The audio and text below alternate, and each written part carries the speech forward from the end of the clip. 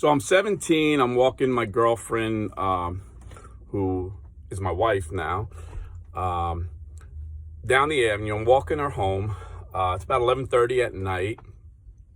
And the reason I'm walking her and not driving her was because a few years later, I don't know, it was about a few years earlier, I was about 14 or 15. I got in trouble with the police for borrowing somebody's car. So I didn't get charged with borrowing their car because I had understood the art of persuasion at a very young age. Now, I didn't give them an offer they couldn't refuse, like The Godfather. And if you're not familiar with that, when this famous singer didn't get a role in a movie he wanted, The Godfather had one of his men put a gun to the producer's head and said, either you're going to put your signature on this contract or we're going to put your brains on the contract. It's what they call an offer you can't refuse. I did not have that kind of power, and I did not give the person I borrowed the car an offer they couldn't refuse. If you know my testimony, I was a drug dealer from like age 12, and I had a lot of drugs to offer, and the person liked doing drugs, so I gave him about $200 worth of drugs, and they told the judge that I borrowed the car. However, I didn't get charged with borrowing a car. I did get charged with driving a car without a license. So they basically suspended my privilege to drive a car until I was 19. So imagine, I'm in the Navy. I remember this day as clear as day. And the chief tells me to take his pickup truck and go on the other side of the base to pick up some supplies. And I had to tell the chief that I didn't have a license and explain what happened. So I didn't get my license until I was like 20. Crazy. But anyhow, I'm walking down the avenue. And with all due respect to every husband out there, I got the prettiest wife. And she was the prettiest girl. And she just gets prettier and prettier. She's, I'm going back 40 years ago when I was 17. And she was just so gorgeous. A couple carloads of dudes came up and started whistling and hollering all kinds of stuff to her. So I mouthed off. And 2 cars unload. And about 10 white dudes I never seen before, all carrying bats and pipes. So I think they were coming from a fight or they were looking for a fight. So I tell my girlfriend, who's my wife now, hey, go get my friend Dave. Tell him what's going down. And, growing up in the inner city, you learn you don't run from fights. Only punks run. You never run. And I fought my way out, of odds, 10 to 1, but never with bats and pipes, At this point, at 17, I've been jumped probably 3 times, and I've been, unfortunately, sadly to say, I've been on the other side jumping people. So I know if there's bats involved, it's very dangerous. And also, earlier in my life, I think I was about 12, I was walking home from the movies. We seen Saturday Night Fever for the first time, and we're walking with leather jackets on, strutting like John Travolta down the avenue, the same avenue, at the other end. And my friend Dave at the time, older brother, was fooling around with some dude's girlfriend in the movies, and actually went home with her. And the dude found out. He thought my friend Dave was the guy because they looked like each other. But I'm like 12, Dave's like 13, and I'm walking with my cousin who's like 17. And the dudes come up, and they come up in cars. Again, 2 cars full of white guys, so it was like reminiscent. And start yelling all kinds of stuff. And I said to my cousin, I said, man, we better run. He's like, only punks run. And he pulls out a switchblade, opens it up. And then all of a sudden, like, we just got overwhelmed with force, thrown down, kicked in our heads or ribs, and I hear the same cousin say, run! So we got up and ran. So I had that in my head, sometimes you got to retreat, But I was trying to hold off till my friend Dave can get some of my friends, and maybe we can win this battle. But I'm backing up. As they're walking, talking smack, I'm walking backwards talking smack. I'm like, dude, put that bat. You think you're so bad? Put your bat down and fight me like a man. And they're like, the only place we're going to put the bat is upside your head. And then all of a sudden, it was like miraculous. They just stopped. They stopped, and they had a scared look on their face. And they started backing up. I'm like, yeah, I guess you realize what's best for you. You better back up. And I'm thinking, yeah, I'm bad. It's always act a little crazy and a little angry. Sometimes people are afraid of crazy people. So I showed no fear, even though I was scared. I wouldn't show them any fear. I learned that early on. You got to be aggressive. It's not the size of the dog in the fight. It's the size of the fight in the dog. That old saying is true. So I'm thinking they're afraid of me. Next thing I notice, Puerto Rican guy from the neighborhood, like, Joe, bro, we got your back. And literally, I look around, and there's at least 30 Puerto Ricans from the neighborhood holding bats. They like the nunchucks. A lot of these guys were karate guys. They were all playing with or kung fu, rather. They were playing with the nunchucks like Bruce Lee. Chains. I was like, whoa. And the white boys got in their car and drove off. I'm like, thanks, bro. Like, hey, no problem. You're in the neighborhood, man.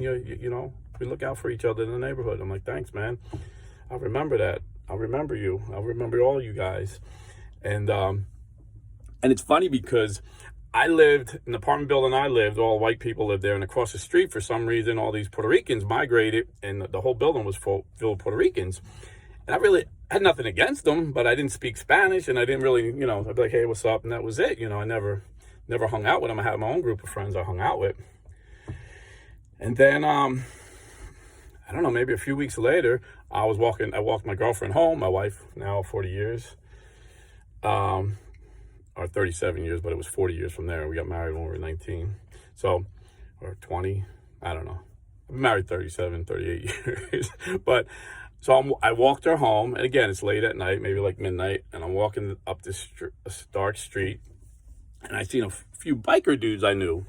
Because you got to remember, even though I was only 17, back then you only had to be 18 to be served, and the bars in the inner city, if you had money, they would serve you. I was literally hanging in bars at 14, drinking shots of Seagram 7s and chasing them down with 35-cent draft beers. I think it was Schaefer we used to get.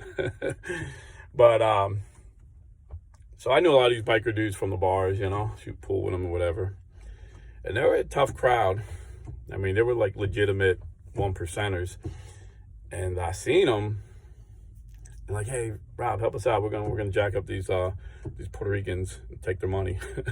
And I looked, and they were my friends from the neighborhood who had my back. And I'm like, yo, they're my friends.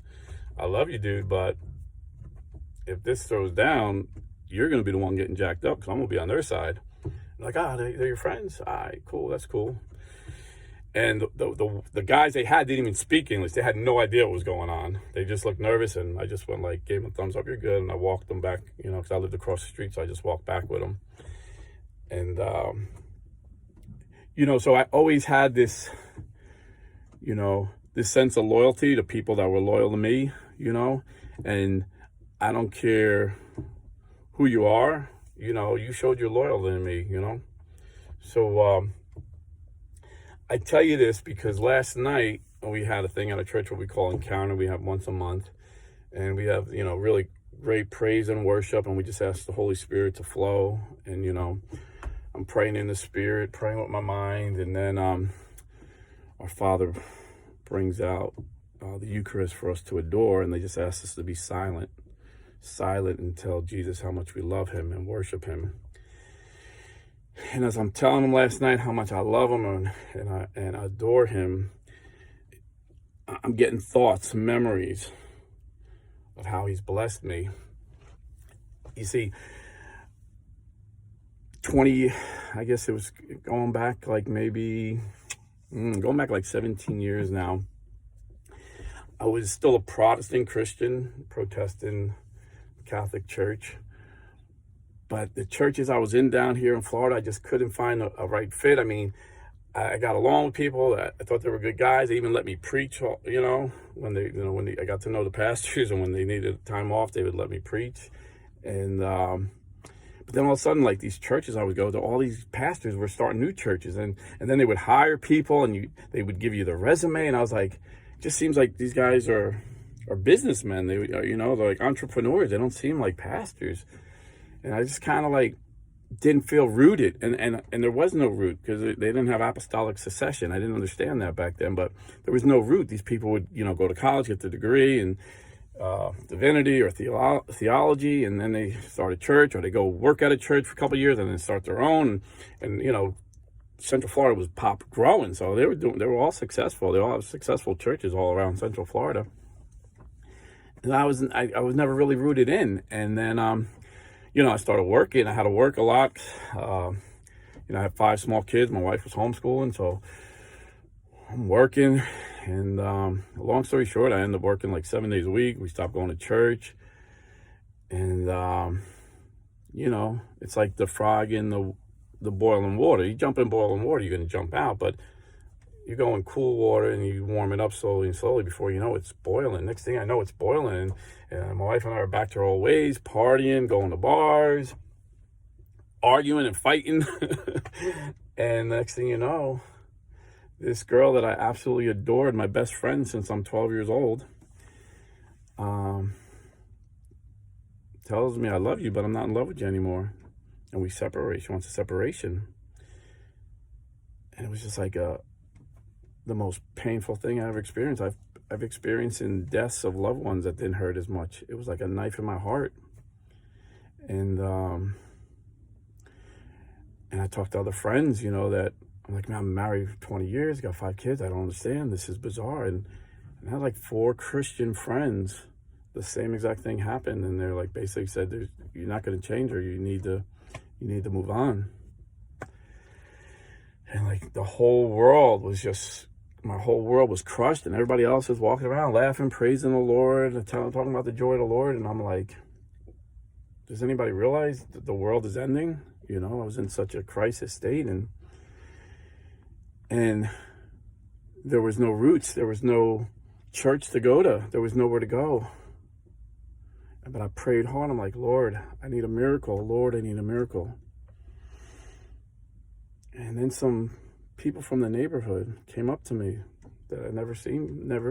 I knew about them, but I didn't really know them. Like, hey, bro, we got your back.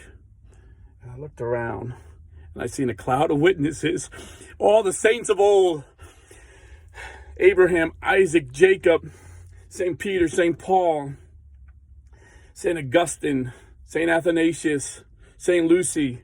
They surrounded me, and they said, we're going to pray for you. We're cheering you on. You're not alone. And then they brought me in to their home, and I heard the Lord say to me, son, this is your mother. Mother, this is your son. And I met our Holy Mother Mary. And then I looked at the Eucharist, and Jesus said, this is my body. Eat my flesh and drink my blood, and I will abide in you, and you will abide in me. And then I learned about apostolic succession. And Jesus told me, this is Peter, the rock, and I built my church upon the rock. And I thought about Peter, and I realized, just like Joseph in the Old Testament, whose brothers threw him in a pit, I threw the popes in the pit. I threw the leaders of the church that Jesus Christ himself established into a pit and wanted nothing to do with them, badmouthed them. And then I remembered scene from The Godfather again, when Michael seen his father in the hospital. And I thought about the church, so I started looking at Pope Francis, was the Pope at the time, and I actually heard him say these words. He said, he was talking to a bunch of Protestant ministers, and he said, we're brothers, but just like Joseph and his brothers, we're separated. Who sinned? And this blew my mind. He said, we both sinned. We sinned against you, you sinned against us. Please accept my forgiveness. And this man of God's humility just blew me away. And I started listening to Pope Francis, and I felt like he was talking to me. And many other evangelicals tell me the same thing that came to the Catholic Church. And like Michael Corleone in The Godfather, who didn't want nothing to do with his father. If you're not familiar with The Godfather, Michael was a war hero in World War II in the army. Want nothing to do with his family, mafiosa. But when his father was shot, and he looked at his father, he came to the hospital, and he said, Papa, this is Michael. I'm with you. And his papa just held his hand and smiled. And I said to Pope Francis, Papa, I'm with you. I'll stand with you. And this is why, when there's Fredos in the family, and if you don't know who Fredo is, he was the Godfather's brother who turned on him. Like Taylor Marshall turns on the Holy Father and calls him a heretic. That's why I call Taylor out by name. To me, he's Fredo. My separated Protestant brothers, they don't offend me as much because they don't believe the Pope is our Papa. But if you call yourself a Catholic and you turn on the Holy Father, that's like Fredo turning on the Godfather in my book. That's why I call out Patrick Coffin the same way, who don't even recognize Pope Francis as our Pope. And Saint Athanasius said, don't listen to the poison of heretics and schismatics. They are enemies of God. Don't listen to the enemies of God. Be with our Papa. God bless, and stay Catholic.